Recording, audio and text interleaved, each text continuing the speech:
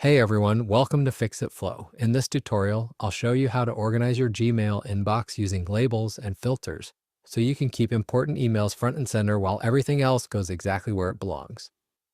Before we start, I'm on a mission to reach 1,000 subscribers, so if this video helps you, please hit that subscribe button. It really means a lot. Let's get started. Check out your Gmail sidebar. This is where your categories and labels live. Gmail already has built-in categories like social, updates, promotions, and forums.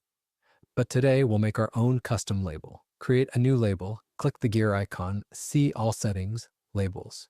Scroll down and click create new label. For example, if you get a ton of 11 Labs emails, just name it 11 Labs.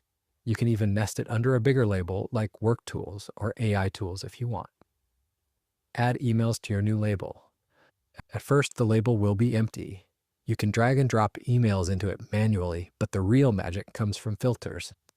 Set up a filter. Go back to Settings, Filters, and Blocked Addresses. Create New Filter.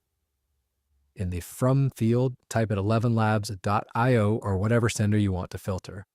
Now click Create Filter. Choose Skip the Inbox and apply the label, then select your 11 Labs label. Pro tip: check the box to also apply this filter to existing emails. This instantly sorts everything already in your inbox. Watch the cleanup happen. Now all 11 Labs emails automatically move into your 11 Labs folder, past and future. No more inbox clutter. Extra tip: you can set the label to show if unread. That way you only see it when there's a new message that actually needs your attention. And that's it. You've just transformed your Gmail into a clean, organized inbox with labels and filters. If you found this helpful, don't forget to like, subscribe, and drop a comment with what label you're creating first. Thanks for watching.